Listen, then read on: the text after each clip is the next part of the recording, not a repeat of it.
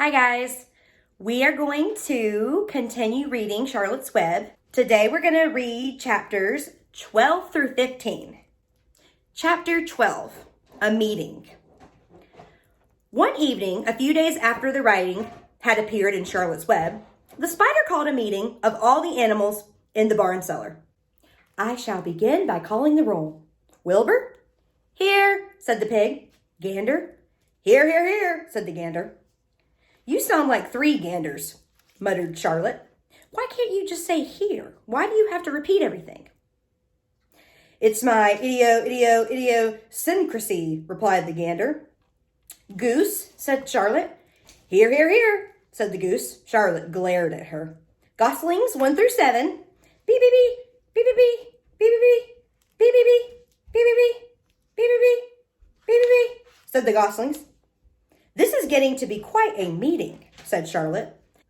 Anybody would think we had 3 ganders, 3 geese, and 21 goslings. Sheep? He ha ha, answered the sheep altogether. Lambs? He ha ha, answered the lambs altogether. Templeton? No answer. Templeton? No answer. Well, we are all here except the rat, said Charlotte. I guess we can proceed without him. Now, all of you must have noticed what's been going on around here the past few days. The message I wrote in my web praising Wilbur has been received. The Zuckermans have fallen for it, and so has everybody else. Zuckerman thinks Wilbur is an unusual pig, and therefore he won't want to kill him and eat him. I dare say my trick will work, and Wilbur's life can be saved. Hooray! Cried everybody.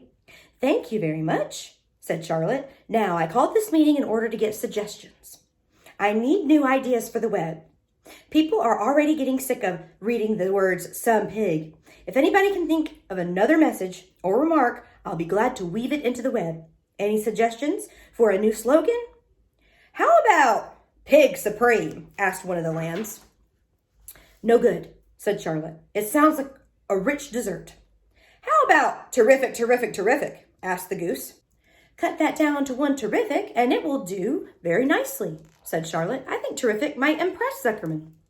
But Charlotte, said Wilbur, I'm not terrific. That doesn't make a particle of difference, replied Charlotte. Not a particle. People believe almost anything they see in print. Does anybody here know how to spell terrific? I think, said the gander, it's T-double-E, double R, double R, I, double F, double I, double C, C, C, C, C. What kind of an acrobat do you think I am? Said Charlotte in disgust. I would have to have St. Vitus's dance to weave a word like that into my web. Sorry, sorry, sorry, said the gander. Then the oldest sheep spoke up. I agree that there should be something new written in the web if Wilbur's life is to be saved. And if Charlotte needs help in finding words, I think she can get it from our friend Templeton. The rat visits the dump regularly and has access to old magazines. He can tear out bits of advertisements and bring them up here to the barn cellar so that Charlotte can have something to copy. Good idea, said Charlotte, but I'm not sure Templeton will be willing to help. You know how he is, always looking out for himself, never thinking of the other fellow. I bet I can get him to help, said the old sheep. I'll appeal to his baser instincts, of which he has plenty. Here he comes now. Everybody keep quiet while I put the matter up to him. The rat entered the barn, the way he always did, creeping along close to the wall. What's up? He asked, seeing the animals assembled. We're holding a directors' meeting, replied the old sheep. Well, break it up, said Templeton. Meetings bore me. And the rat began to climb the rope that hung against the wall. Look, said the old sheep, next time you go to the dump, Templeton, bring back a clipping from a magazine. Charlotte needs new ideas so she can write messages in her web and save Wilbur's life. Let him die, said the rat. I should worry. You'll worry all right when next winter comes, said the sheep. You'll worry all right on a 0 morning next January when Wilbur is dead and nobody comes down here with a nice pail of warm slops to pour into the trough. Wilbur's leftover food is your chief source of supply, Templeton. You know that. Wilbur's food is your food. Therefore, Wilbur's destiny and your destiny are closely linked. If Wilbur is killed and his trough stands empty day after day, you'll grow so thin we can look right through your stomach and see objects on the other side. Templeton's whiskers quivered. Maybe you're right, he said gruffly. I'm making a trip to the dump tomorrow afternoon. I'll bring back a magazine clipping if I can find one. Thanks, said Charlotte. The meeting is now adjourned. I have a busy evening ahead of me. I've got to tear my web apart and write terrific. Wilbur blushed. But I'm not terrific, Charlotte. I'm just your average for a pig. You're terrific as far as I'm concerned, replied Charlotte sweetly. And that's what counts. You're my best friend, and I think you're sensational. Now stop arguing and go get some sleep. Chapter 13. Good progress. Far into the night, while the other creatures slept, Charlotte worked on her web. First, she ripped out a few of the orb lines near the center. She left the radial lines alone, as they were needed for support. As she worked, her 8 legs were a great help to her. So were her teeth. She loved to weave, and she was an expert at it. When she was finished ripping things out, her web looked something like this. A spider can produce several kinds of thread. She uses a dry, tough thread for foundation lines, and she uses a sticky thread for snare lines, the ones that catch and hold insects.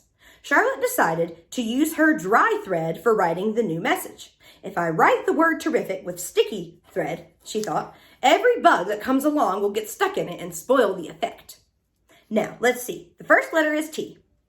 Charlotte climbed to a point at the top of the left-hand side of the web. Swinging her spinnerets into position, she attached her thread and then dropped down. As she dropped down, her spinning tubes went into action and she let out thread.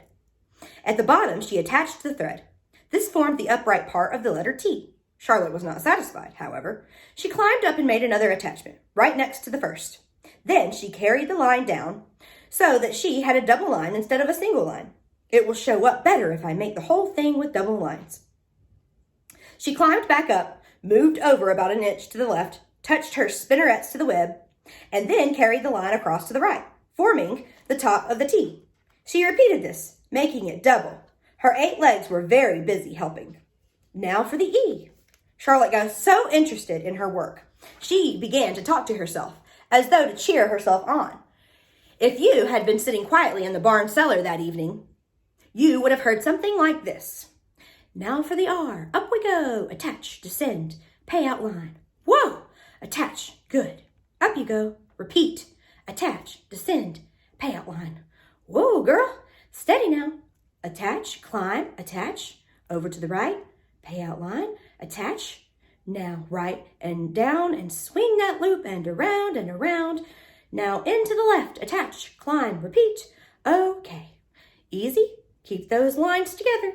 Now, then, out and down for the leg of the R. Pay out line. Whoa. Attach, ascend, repeat. Good girl. And so, talking to herself, the spider worked at her difficult task. When it was completed, she felt hungry. She ate a small bug that she had been saving. Then she slept. Next morning, Wilbur arose and stood beneath the web. He breathed the morning air into his lungs. Drops of dew, catching the sun, made the web stand out clearly. When Lurvy arrived with breakfast, there was the handsome pig, and over him, woven neatly in block letters, was the word terrific. Another miracle. Lurvy rushed and called Mr. Zuckerman. Mr. Zuckerman rushed and called Mrs. Zuckerman. Mrs. Zuckerman ran to the phone and called the Arables. The Arables climbed into their truck and hurried over.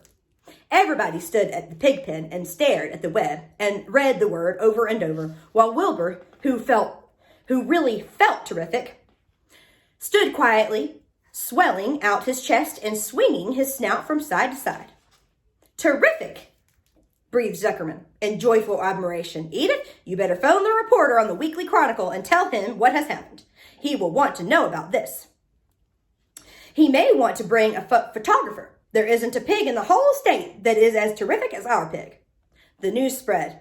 People who had journeyed to see Wilbur when he was some pig came back again to see him now that he was terrific. That afternoon, when Mr. Zuckerman went to milk the cows and clean out the tie-ups, he was still thinking about what a wondrous pig he owned. Lurvy, he called out. There is to be no more cow manure thrown down into that pig pen. I have a terrific pig. I want that pig to have clean, bright straw every day for his bedding. Understand? Yes, sir, said Lurvy. Furthermore, said Mr. Zuckerman, I want you to start building a crate for Wilbur. I have decided to take the pig to the county fair on September 6th. Make the crate large and paint it green with gold letters. What will the letters say? Asked Lurvy. They should say Zuckerman's famous pig. Lurvy picked up a pitchfork and walked away to get some clean straw. Having such an important pig was going to mean plenty of extra work.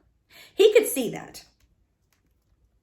Below the apple orchard, at the end of a path, was the dump where Mr. Zuckerman threw all sorts of trash and stuff that nobody wanted anymore. Here, in a small clearing hidden by young alders and wild raspberry bushes, was an astonishing pile of old bottles and empty tin cans and dirty rags and bits of metal and broken bottles and broken hinges and broken springs and dead batteries and last month's magazines and old discarded dish mops and tattered overalls and rusty spikes and leaky pails and forgotten stoppers and useless junk of all kinds, including a wrong-sized crank for a broken ice cream freezer. Templeton knew the dump and liked it. There were good hiding places there, excellent cover for a rat, and there was usually a tin can with food still clinging to the inside. Templeton was down there now, rummaging around. When he returned to the barn, he carried in his mouth an advertisement he had torn from a crumpled magazine. How's this? He asked, showing the ad to Charlotte. It says crunchy. Crunchy would be a good word to write in your web. Just the wrong idea, replied Charlotte. Couldn't be worse. We don't want Zuckerman to think Wilbur is crunchy. He might start thinking about crisp, crunchy bacon and tasty ham. That would put ideas into his head. We must advertise Wilbur's noble qualities, not his tastiness. Go get another word, please, Templeton. The rat looked disgusted, but he sneaked away to the dump and was back in a while with a strip of cotton cloth. How's this? He asked. It's a label off an old shirt. Charlotte examined the label. It said, pre-shrunk. I'm sorry, Templeton, she said, but pre-shrunk is out of the question. We want Zuckerman to think Wilbur is nicely filled out, not all shrunk up. I have to ask you to try again. What do you think I am, a messenger boy? Grumbled the rat. I'm not going to spend all my time chasing down to the dump after advertising material. Just one more, please, said Charlotte. I'll tell you what I'll do, said Templeton. I know where there's a package of soap flakes in the woodshed. It has writing on it. I'll bring you a piece of the package.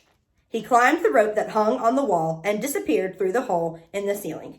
When he came back, he had a strip of blue and white cardboard in his teeth. There, he said triumphantly. How's that? Charlotte read the words, with new radiant action. What does it mean?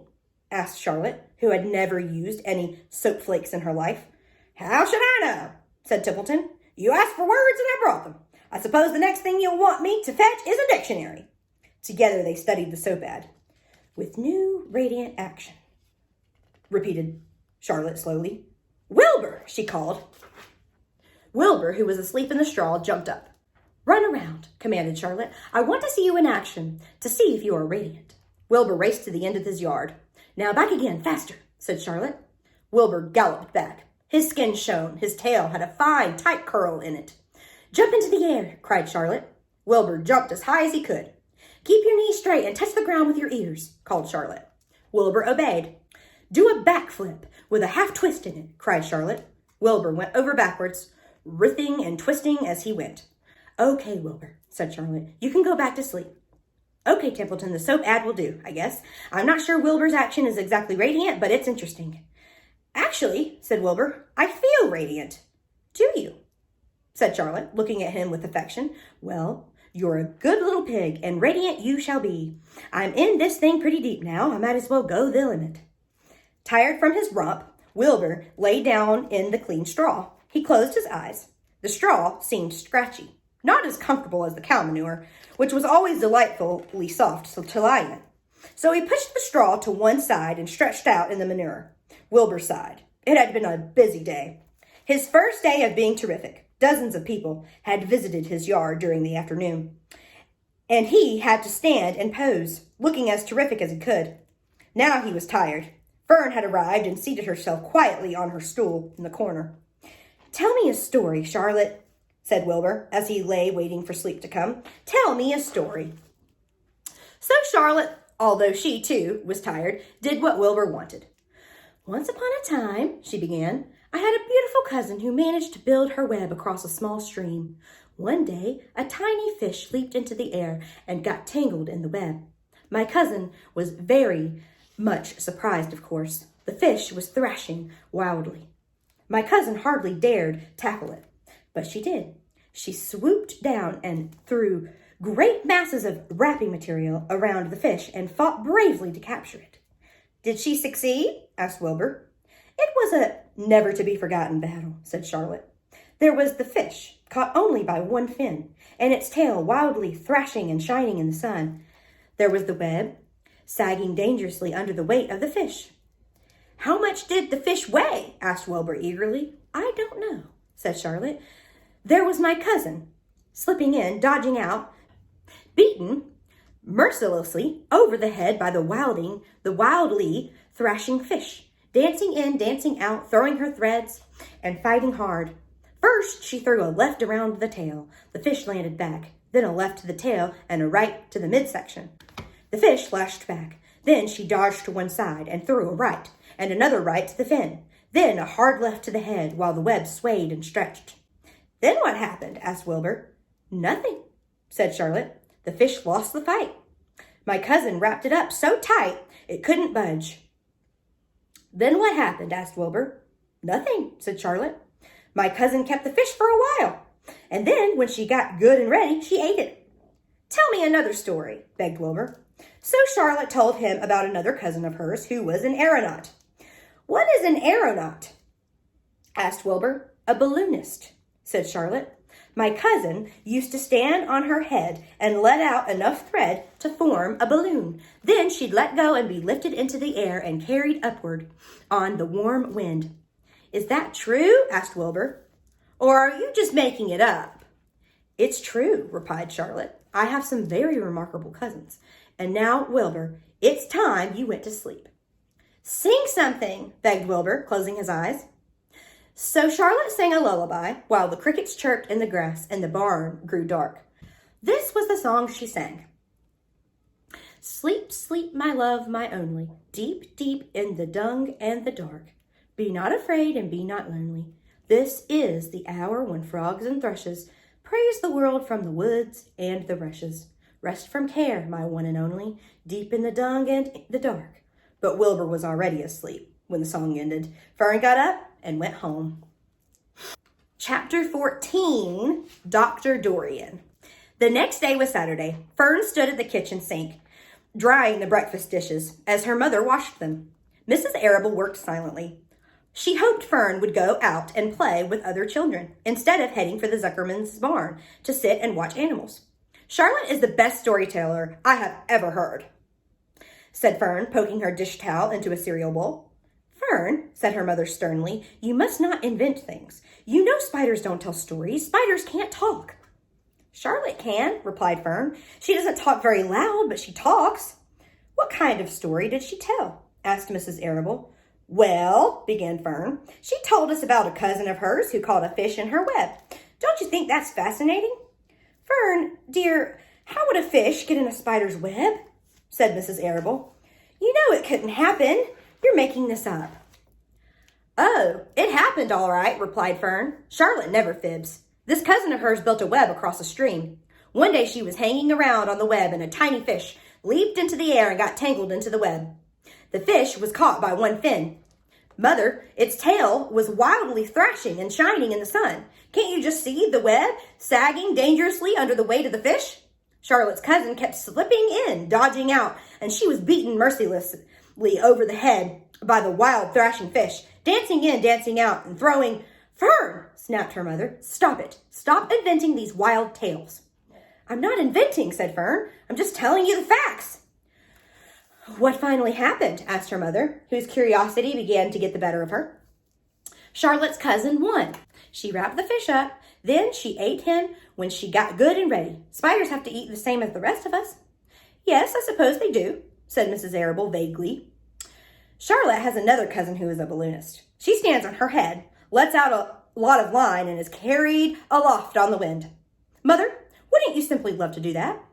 Yes, I would, come to think of it, replied Mrs. Arable. But Fern, darling, I wish you would play outdoors today instead of going to Uncle Homer's barn. Find some of your playmates and do something nice outdoors. You're spending too much time in that barn. It isn't good for you to be alone so much. Alone? Said Fern. Alone? My best friends are in the barn cellar. It is a very sociable place, not at all lonely. Fern disappeared after a while, walking down the road toward the Zuckermans. Her mother dusted the sitting room. As she worked, she kept thinking about Fern. It didn't seem natural for a little girl to be so interested in animals. Finally, Mrs. Arable made up her mind that she would pay a call on old Dr. Dorian and ask his advice. She got in the car and drove to his office in the village. Dr. Dorian had a thick beard. He was glad to see Mrs. Arable and gave her a comfortable chair. It's about Fern, she explained. Fern spends entirely too much time in the Zuckermans' barn. It doesn't seem normal. She just sits on a milk stool in a corner of the barn cellar near the pig pen and watches animals hour after hour. She just sits and listens. Dr. Dorian leaned back and closed his eyes. How enchanting, he said. It must be real nice and quiet down there. Homer has some sheep, hasn't he? Yes, said Mrs. Arable. But it all started with that pig we let Fern raise on a bottle. She calls him Wilbur. Homer bought the pig, and ever since it left our place, Fern has been going to her uncle's to be near it. I've been hearing things about that pig, said Dr. Dorian, opening his eyes. They say he's quite a pig. Have you heard about the words that appeared in the spider web?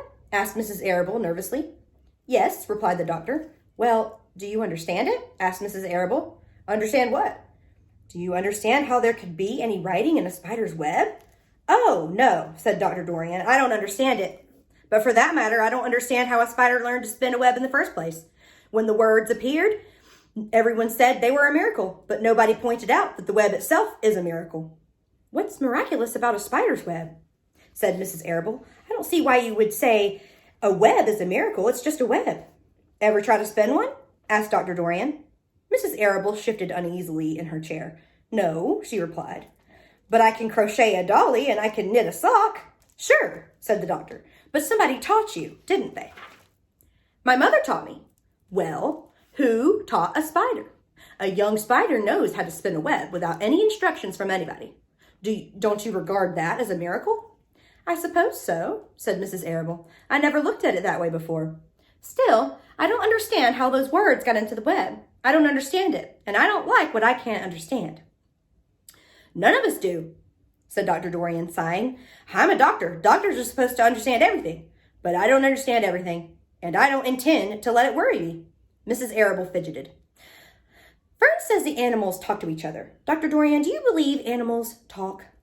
I never heard one say anything, he replied, but that proves nothing. It is quite possible that an animal has spoken civilly to me and that I didn't catch the remark because I wasn't paying attention. Children pay better attention than grown-ups.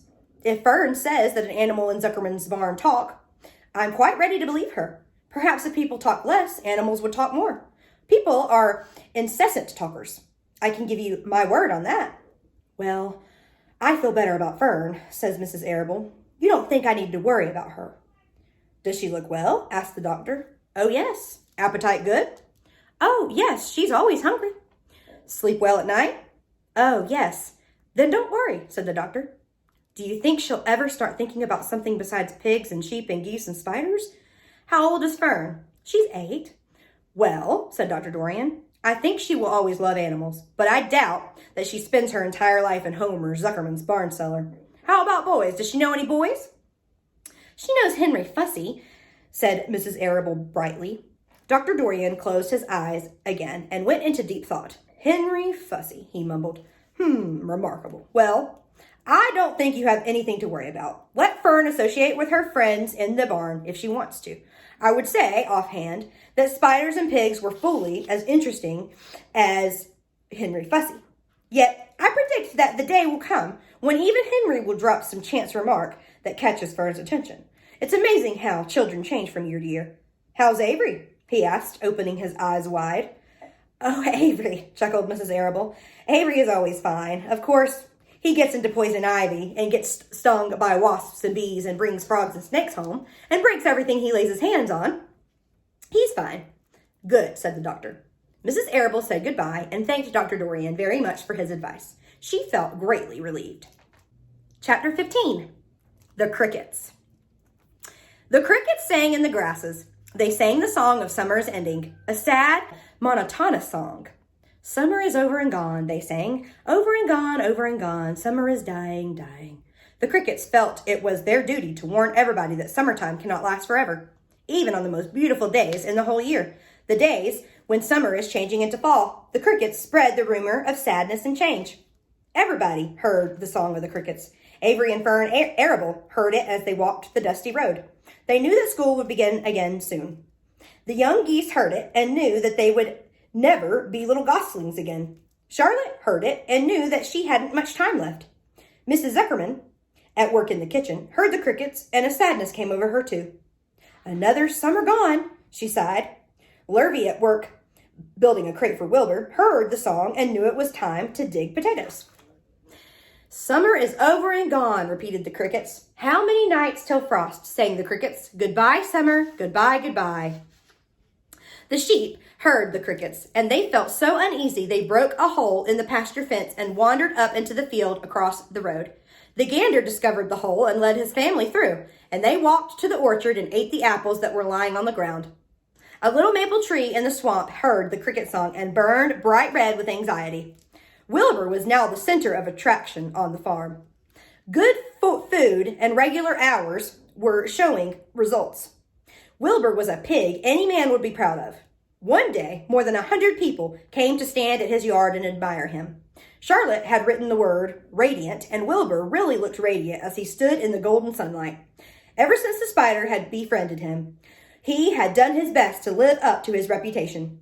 When Charlotte's Web said some pig, Wilbur had tried hard to look like some pig. When Charlotte's Web said terrific, Wilbur had tried hard to look terrific. And now that the web said radiant, he did everything possible to make himself glow. It is not easy to look radiant, but Wilbur threw himself into it with a will. He would turn his head slightly and blink his long eyelashes. Then he would breathe deeply. And when his audience grew bored, he would spring into the air and do a backflip with a half twist. At this, the crowd would yell and cheer. How's that for a pig? Mr. Zuckerman would ask, well pleased with himself. That pig is radiant. Some of Wilbur's friends in the barn worried for fear all this attention would go to his head and make him stuck up, but it never did. Wilbur was modest. Fame did not spoil him. He still worried some about the future, as he could hardly believe that a mere spider would be able to save his life. Sometimes at night, he would have a bad dream. He would dream that men were coming to get him with knives and guns, but that was only a dream. In the daytime, Wilbur usually felt happy and confident. No pig ever had truer friends, and he realized that friendship is one of the most satisfying things in the world. Even the song of the crickets did not make Wilbur too sad. He knew it was almost time for the county fair, and he was looking forward to the trip. If he could distinguish himself at the fair and maybe win some prize money, he was sure Zuckerman would let him live. Charlotte had worries of her own, but she kept quiet about them. One morning, Wilbur asked her about the fair. You're going with me, aren't you, Charlotte? He said. Well, I don't know, replied Charlotte. The fair comes at a bad time for me. I shall find it inconvenient to leave home, even for a few days. Why? Asked Wilbur. Oh, I just don't feel like leaving my web. Too much going on around here. Please come with me, begged Wilbur. I need you, Charlotte. I can't stand going to the fair without you. You've just got to come. No, said Charlotte. I believe I'd better stay home and see if I can get some work done. What kind of work? Asked Wilbur. Egg laying. It's time I made an egg sack and filled it with eggs. I didn't know you could lay eggs, said Wilbur in amazement. Oh, sure, said the spider. I'm versatile. What does versatile mean? Full of eggs? Asked Wilbur. Certainly not, said Charlotte. Versatile means I can turn with ease from one thing to another. It means I don't have to limit my actions to spinning and trapping and stunts like that. Why don't you come with me to the fairgrounds and lay your eggs there, pleaded Wilbur. It would be wonderful fun. Charlotte gave her web a twitch and moodily watched it sway. I'm afraid not, she said.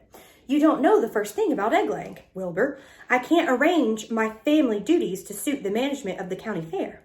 When I get ready to lay eggs, I have to lay eggs, fair or no fair. However, I don't want you to worry about it. You might lose weight. We'll leave it this way. I'll come to the fair if I possibly can. Oh, good, said Wilbur. I knew you wouldn't forsake me just when I needed you most. All that day, Wilbur stayed inside, taking life easy in the straw. Charlotte rested and ate a grasshopper. She knew that she couldn't help Wilbur much longer. In a few days, she would have to drop everything and build the beautiful little sack that would hold her eggs. All right, guys. That was chapters 12 through 15. As always, I hope you enjoyed the story. I, of course, enjoyed reading it to you. And although this is the last day of our digital learning, your module on Monday and Tuesday, which is primarily extensions, will have the rest of the story on there. So if you want to know what happens at the end, and I hope many of you do come, you may do so. Like I said, this is not mandatory. You don't absolutely have to. But if you want to find out how the story ends, you can even just go to that part of the module if you would like, because the rest of the module is just going to have extensions on there. All right, guys. Hope to see you later.